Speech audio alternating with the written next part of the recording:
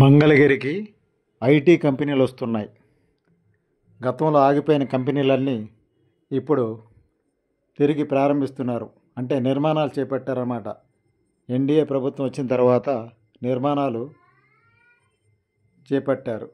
గతంలో 2018లో ఈ కంపెనీలు పనులు ప్రారంభించారు. అయితే మధ్యలో ఆగిపోయినాయి.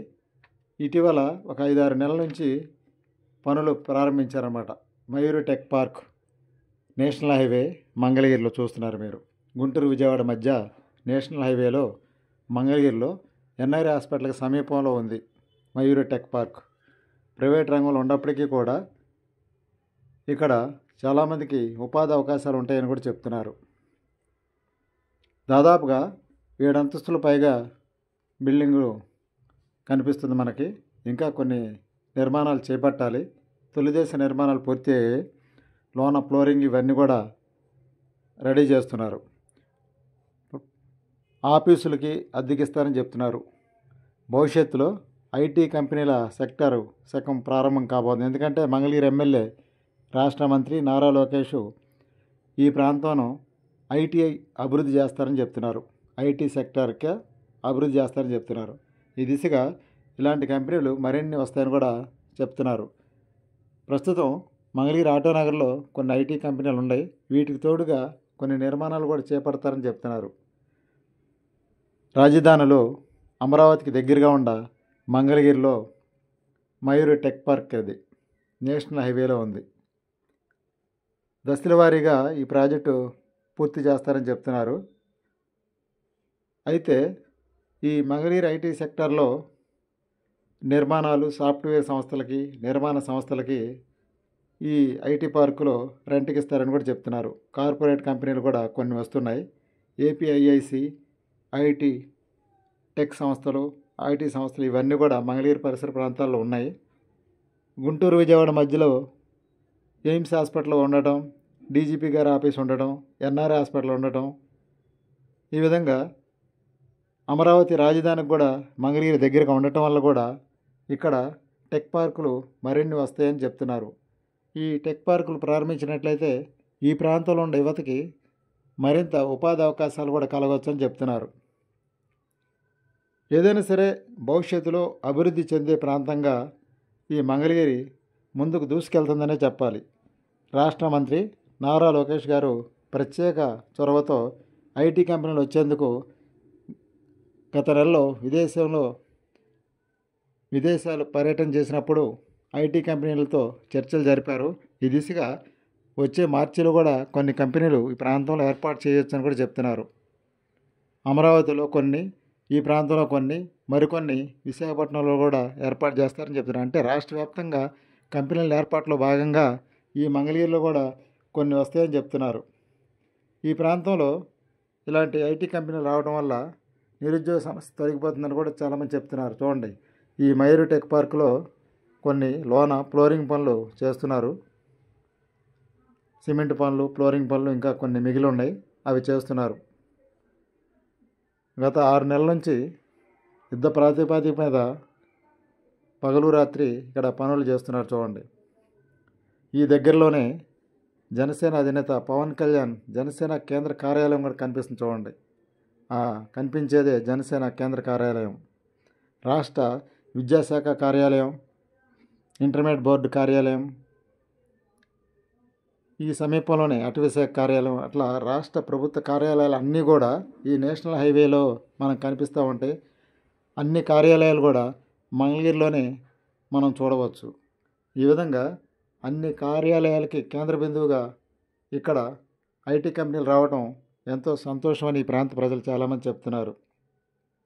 ఏదైనా సరే కార్పొరేట్ సెక్టార్లో ఇలా టెక్ సంస్థలు రావటం ఎంతో మంచిదని చెప్తున్నారు. ఈ దిశగా కొన్ని చర్చలు కూడా జరుపుతున్నారు. ఎన్ఆర్ఐలు కూడా ఈ ప్రాంతంలో కొన్ని ఐటీ కంపెనీలు త్వరలో ఏర్పాటు చేస్తారని కూడా చెప్తున్నారు.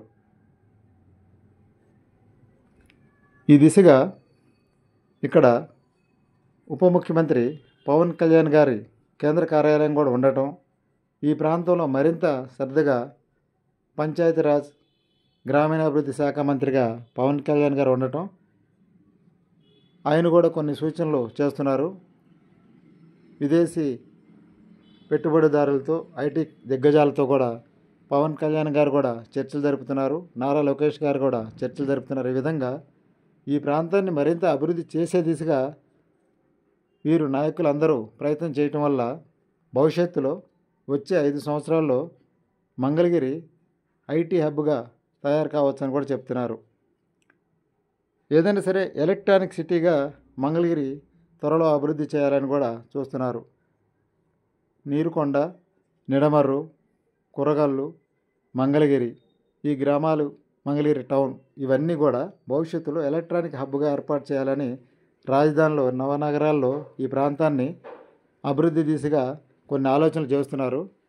ఇలాంటి సందర్భంలో ఇలాంటి ప్రైవేటు ఐటీ దిగ్గజాలు రావడం ఎంతో సంతోషకరమని ఈ ప్రాంత యువతులు, చదువుకున్నవారు, యువకులు, విద్యార్థులు చాలామంది చెప్తున్నారు. ఐటీ కంపెనీల వల్ల ఎన్నో ఉపయోగాలు ఉంటాయని కూడా చెప్తున్నారు.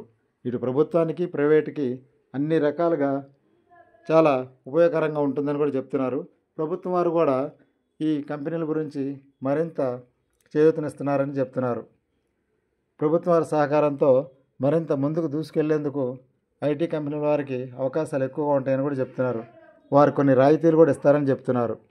ఏదైనప్పటికీ మంగళగిరిలో ఐటీ మినిస్టర్ నారా లోకేష్ గారు ఉండటం వల్ల ఆయన చొరవతో కొన్ని కంపెనీలు వస్తాయని, ఇక్కడ ఉపాధి ఉద్యోగ అవకాశాలు కల్పించినట్లయితే ఎలక్ట్రానిక్ నగరంగా భవిష్యత్తులో మంగళగిరి కూడా రూపాంతరం చెందుతుందని చెప్తున్నారు.